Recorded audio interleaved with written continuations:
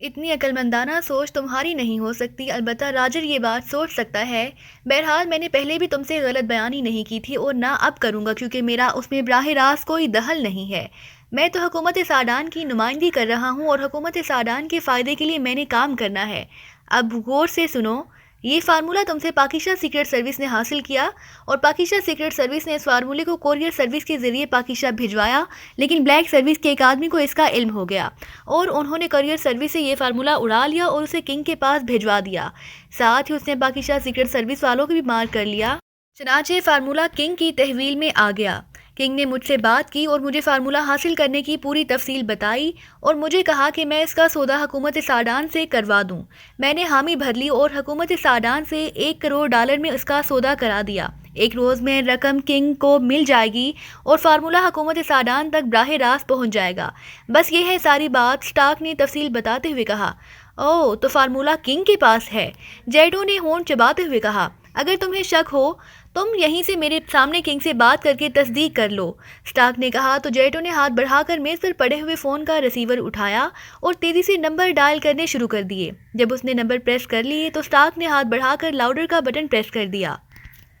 دوسری طرف سے گھنٹی بجنے کی آواز سنائی دینے لگی اور پھر ریسیور اٹھا لیا گیا۔ یس، کنگ بول رہا ہوں، کنگ کی بھاری آواز سنائی دی۔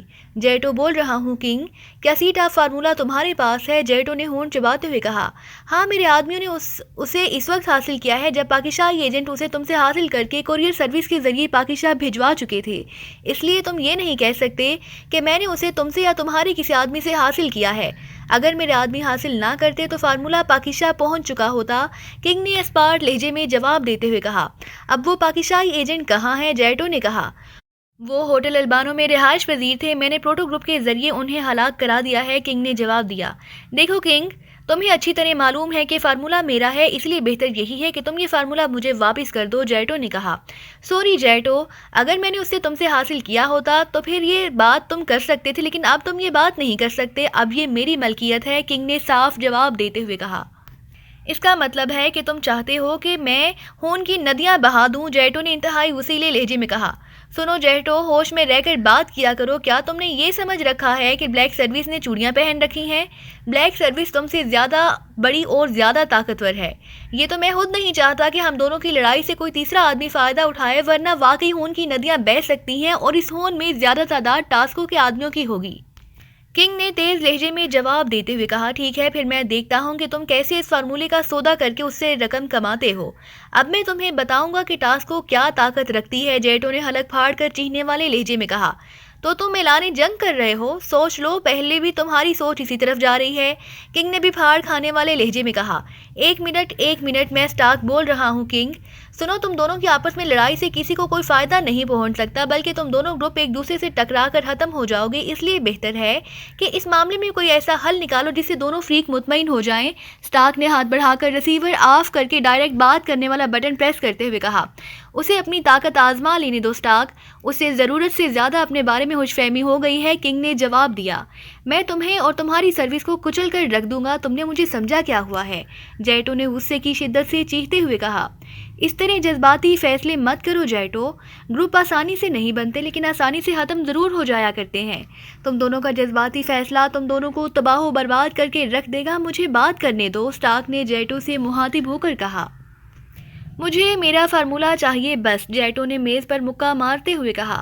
سنو کنگ، تم بھی کوئی جذباتی فیصلہ مت کرو، سنو، تم دونوں نے بہرحال اس فارمولے کو فروخت کرنا ہے، تمہارے اپنے تو یہ کسی کام نہیں آ سکتا، اس لیے بہتر ہے کہ اسے فروخت کر کے رقم ہاف ہاف کر لو، اس طرح لڑائی بھی ختم ہو جائے گی اور معاملہ بھی نمٹ جائے گا، اسٹارک نے کنگ سے مخاطب ہو کر کہا۔ لیکن 1 کروڑ میں سے کیسے آدھی رقم جیٹو کو دے دوں، پھر مجھے کیا ملے گا؟ کنگ نے کہا۔ میں نے اسے $10 کروڑ سے کم میں فروخت نہیں کرنا، اس لیے مجھے بہرحال $10 کروڑ چاہیے، یا پھر یہ رقم تم مجھے دے دو یا کوئی اور دے دے، مجھے بہرحال $10 کروڑ کی رقم چاہیے، جیٹو نے تیز لہجے میں کہا۔ بوس، ایسا نہیں ہو سکتا کہ اس فارمولے کی دوسری کاپی تیار کرا لی جائے، ایک کاپی حکومت سعدان $1 کروڑ میں حاصل کر لے اور یہ $1 کروڑ کنگ لے لے، اور دوسری کاپی ہم حکومت سعدان کے علاوہ کسی اور ملک کو فروخت کر دیں۔ اچانک خاموش کھڑے راجر نے تجویز پیش کرتے ہوئے کہا، نانسینس، تمہارا کیا خیال ہے کہ میں احمق ہوں؟ میری سمجھ میں اتنی بات نہیں آ سکتی، میں نے پہلے چیک کرا لیا ہے، اس فارمولے کی کاپی نہیں ہو سکتی، اگر اسی کاپی کرنے کی کوشش کی گئی تو اصل فارمولہ بھی ضائع ہو جائے گا۔ اس پاکستانی سائنسدان نے خصوصی طور پر پہلے ہی اس بات کا خیال رکھا تھا۔ اگر ایسا ہو سکتا تو میں اس کی بہت سی کاپیاں کرا کر دنیا کے تمام بڑے ممالک کو علیحدہ علیحدہ فروخت کر دیتا، جیٹو نے راجر کو ڈانٹتے ہوئے کہا۔ سوری بوس، راجر نے فوراً ہی معذرت بھرے لہجے میں کہا۔ سنو جیٹو، ایک کام ہو سکتا ہے کہ میں اس فارمولے کی قیمت حکومت سوڈان سے ڈبل کرا دوں، میرا کمیشن 10% بھی بڑھ جائے گا اور کمیشن نکال کر باقی رقم آدھی تم اور آدھی رقم کنگ لے لے۔ اسٹارک نے کہا، تمہارا مطلب ہے کہ میں 1 کروڑ سے بھی کم لوں؟ نہیں، مجھے تو اسرائیلی ایجنٹ $2 کروڑ دینے کو تیار تھا، میں نے اسے انکار کر دیا اور تم کہہ رہے ہو کہ میں $1 کروڑ سے بھی کم لوں؟ یہ کیسے ہو سکتا ہے؟ جیٹو نے جواب دیتے ہوئے کہا۔ ٹھیک ہے، پھر میں کیا کر سکتا ہوں؟ پہلے تم دونوں آپس میں لڑ لو، پھر جو فاتح ہوگا اس سے سودا ہو جائے گا۔ اب میں کیا کر سکتا ہوں؟ اسٹارک نے منہ بناتے ہوئے کہا۔ چلو راجر، میں دیکھتا ہوں کہ کنگ یہ فارمولہ کیسے حاصل کرتا ہے، جیٹو نے ایک جھٹکے سے اٹھ کر کھڑے ہوتے ہوئے کہا۔ اسے کوشش کر لینے دو اسٹارک، اسے خود ہی اندازہ ہو جائے گا کہ بلیک سروس کیا حیثیت رکھتی ہے۔ کنگ کی آواز سنائی دی اور اس کے ساتھ ہی دوسری طرف سے ریسیور رکھے جانے بلکہ پٹھے جانے کی آواز سنائی دی۔ میری بات سنو جیٹو، اسٹارک نے کھڑے ہوتے ہوئے کہا۔ نہیں، اب تمہارے پاس کہنے کے لیے کچھ نہیں رہا، اب ایک سروس اور ٹاسکوں کا ٹکراؤ ناگزیر ہو چکا ہے، جیٹو نے کہا۔ تم بیٹھو تو صحیح، اطمینان سے میری بات تو سنو، اگر تمہیں میری بات پسند نہ آئے تو بے شک جا کر واپس لڑائی کر لینا، اسٹارک نے کہا۔ بوس، ایسا نہ ہو کہ بلیک سروس ہمارے اڈوں پر حملے شروع کر دے اور ہم یہاں بیٹھے باتیں کرتے رہ جائیں، راجر نے کہا۔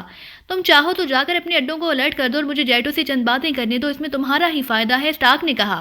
ٹھیک ہے راجر، تم جا کر کمان سنبھالو، اسٹارک بے حد اصرار کر رہا ہے، میں اس کی بات سن لوں، جیٹو نے کرسی پر بیٹھتے ہوئے کہا۔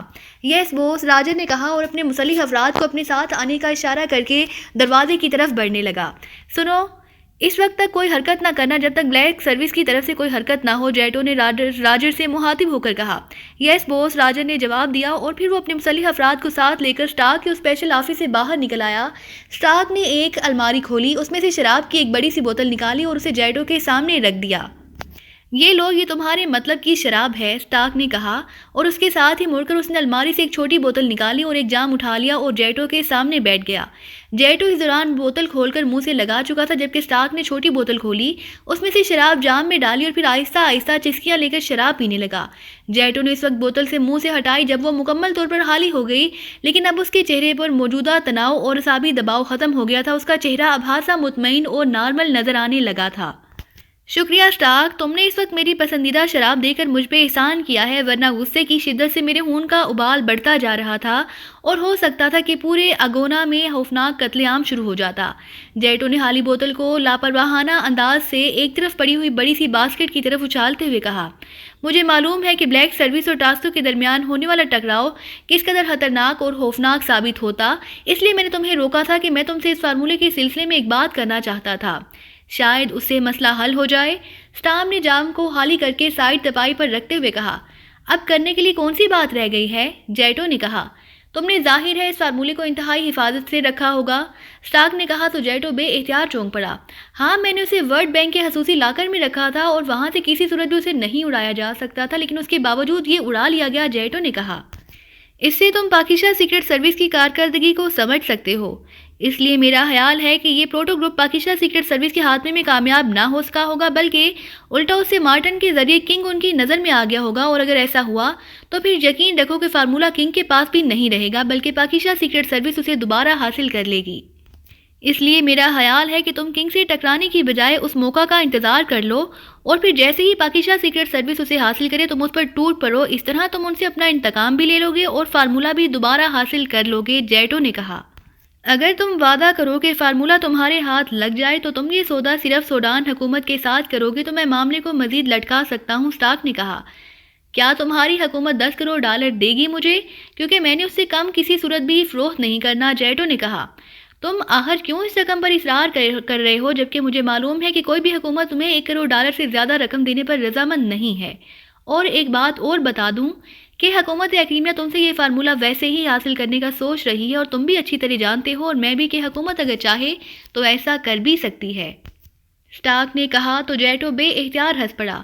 تم احمق ہو اسٹارک، تمہیں معلوم ہی نہیں کہ میرے ہاتھ کتنے لمبے ہیں۔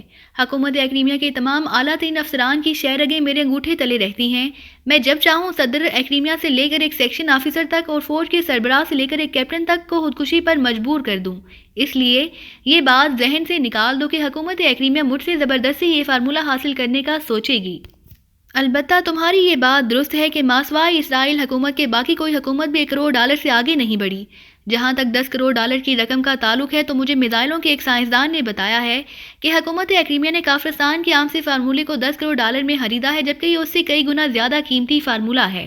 جیٹو نے تفصیل سے جواب دیتے ہوئے کہا، حکومت صادان $10 کروڑ تو کسی صورت بھی ادا نہیں کرے گی۔ زیادہ سے زیادہ $2 کروڑ ہو سکتے ہیں، اس سے $1 بھی زیادہ نہیں ہو سکتا۔ اسٹارک نے کہا، تو پھر تمہاری حکومت سے میرا سودا نہیں ہو سکتا۔ اوکے، اب میں جا رہا ہوں، جیٹو نے اٹھتے ہوئے کہا تو اسٹارک نے بھی ایک طویل سانس لیا اور اٹھ کھڑا ہوا۔ اس کے چہرے پر ہلکی سی مایوسی کے تاثرات ابھر آئے تھے۔ جیٹو تیز سے اس قدم اٹھاتا کمرے سے باہر چلا گیا تو اسٹارک مڑا اور ایک طرف رکھی ہوئی آفس ٹیبل کے پیچھے موجود کرسی پر بیٹھ گیا۔ اس نے ریسیور اٹھا لیا اور تیزی سے نمبر پریس کرنے شروع کر دیے۔ وہ حکومت صادان کے ایک اعلیٰ افسر سے اس صورتحال پر تفصیل سے مشورہ کرنا چاہتا تھا۔ مارٹن کا کلب خاصا جدید انداز کا تھا اور اس میں موجود افراد کا تعلق بھی اچھے اور تعلیم یافتہ گھرانوں سے دکھائی دیتا تھا۔ ایک طرف کاؤنٹر تھا جس کے پیچھے 3 خوبصورت لڑکیاں موجود تھیں۔ عمران ہال میں داخل ہو کر سیدھا کاؤنٹر کی طرف بڑھتا چلا گیا۔ صفدر اور تنویر اس کے پیچھے تھے۔ یس سر، ایک لڑکی نے عمران کے قریب پہنچتے ہی کاروباری انداز میں کہا۔ ہر ایک کو یس نہ کہا کرو ورنہ کسی روز کوئی تمہارا ہاتھ پکڑ کر اپنے گھر لے جائے گا، عمران نے مسکراتے ہوئے کہا تو لڑکی بے اختیار کھلکھلا کر ہنس پڑی۔ کاش ایسا ہو جائے، لڑکی نے بڑی بے باکانہ انداز میں کہا۔ مارٹن سے ملاقات کر لوں، پھر اس بارے میں سوچوں گا۔ میرا نام مائیکل ہے اور یہ میرے ساتھی ہیں۔ وہ ہمارا تعلق ویلنگٹن کے لارڈز گروپ سے ہے اور ہم نے مارٹن سے ایک بڑے بزنس کی بات کرنی ہے۔ کیا تم ویلنگٹن چلنے کے لیے تیار ہو؟ عمران نے ایسے لہجے میں کہا جیسے وہ واقعی دل و جان سے اس پر فدا ہو چکا ہو۔ ویلنگٹن تو میرے خوابوں کی جنت ہے ڈیئر، کیا تم واقعی مجھے ساتھ لے جاؤ گے؟ کہیں تم مذاق تو نہیں کر رہے؟ لڑکی نے انتہائی خوابناک لہجے میں کہا تو عمران بے اختیار مسکرا دیا۔ پہلے مارٹن سے ملاقات ہو جائے پھر اطمینان سے بیٹھ کر پروگرام بنائیں گے، عمران نے لڑکی سے کہا تو لڑکی نے اسبات میں سر ہلا دی اور پھر کاؤنٹر پر رکھے ہوئے انٹرکام کا ریسیور اٹھا کر اس نے تیزی سے نمبر پریس کرنے شروع کر دیے۔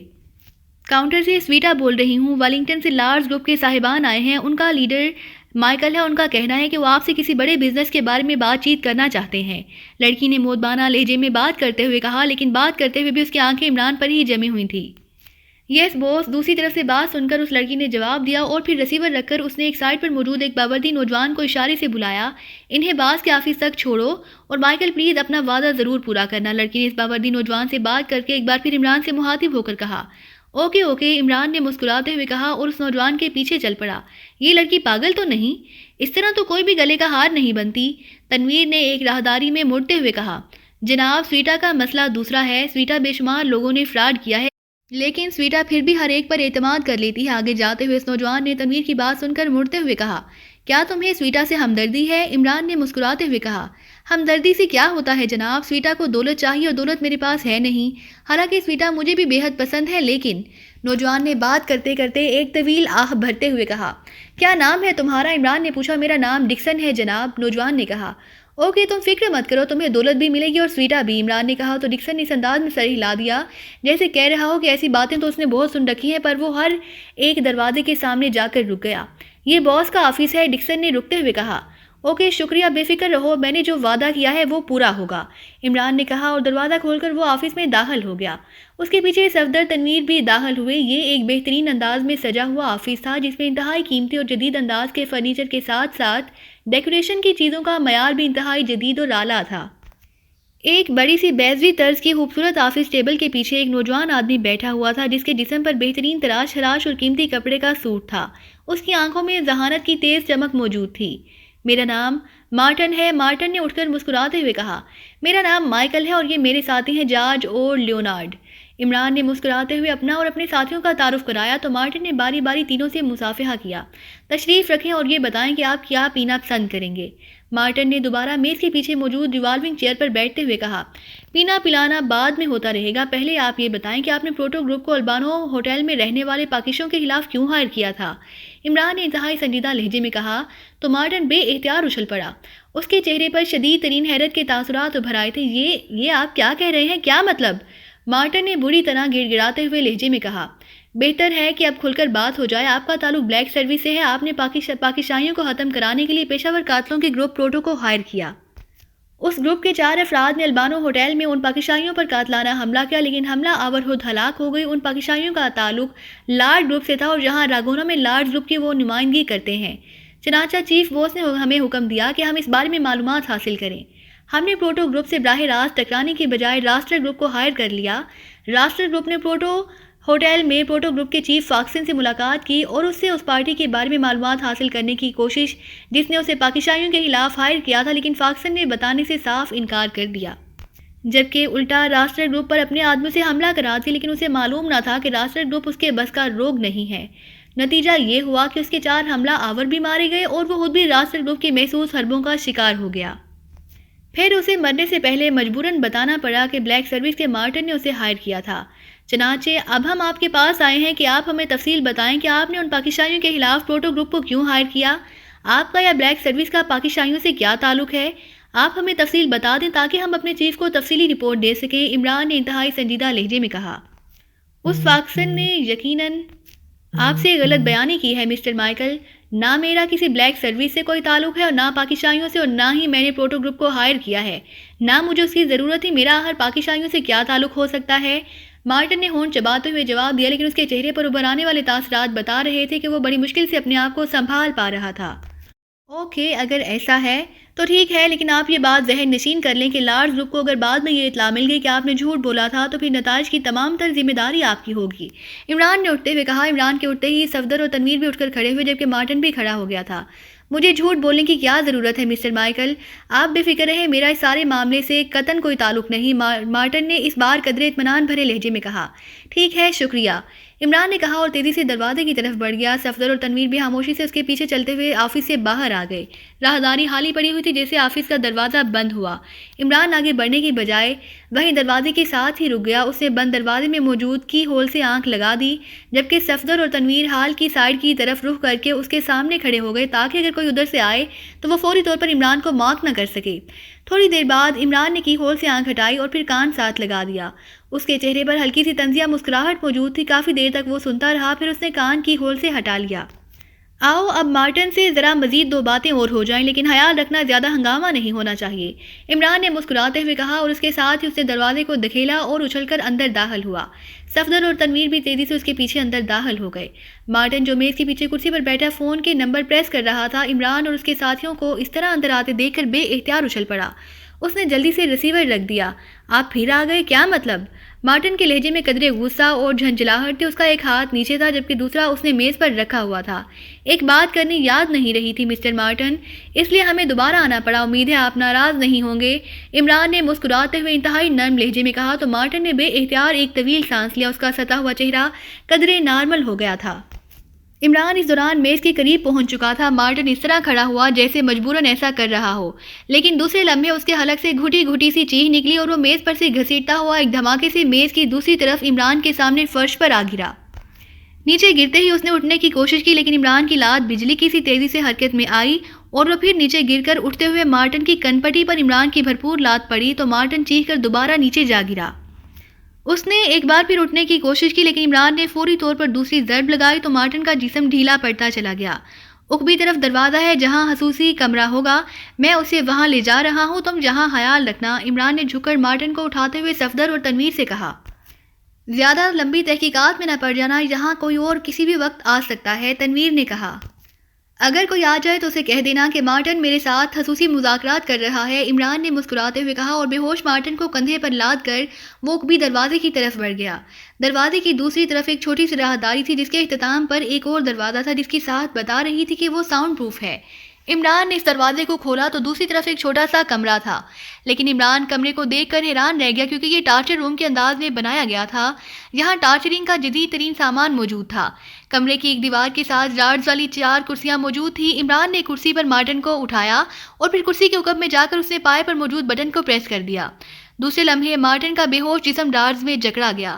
عمران نے سامنے آ کر ایک سائڈ پر موجود ٹرالی نما مشین پر سے کور ہٹایا اور پھر اسے گھسیٹ کر اس نے اس کرسی کی سائڈ پر رکھ کر اس میں سے تاریں نکال کر اس کے سروں پر سوئچ کلپس مارٹن کے دونوں بازوؤں پر چڑھا دیں۔ یہ الیکٹرک شاک لگانے والی جدید ترین مشین تھی۔ इमरान ने उसके मेन तार को दीवार में मौजूद सॉकेट में फिट किया और बटन ऑन कर दिया।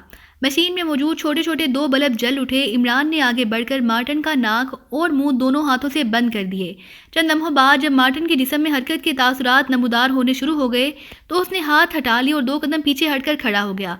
उसकी नजरें मार्टिन पर जमी हुई थीं। चंद लम्हों बाद मार्टिन ने कराहते हुए आंखें खोल दी और उसके साथ ही मार्टिन ने लाशौरी तौर पर उठने की कोशिश की, लेकिन डार्ट्स में जकड़े होने की वजह से वो सिर्फ कसमसा कर ही रह गया।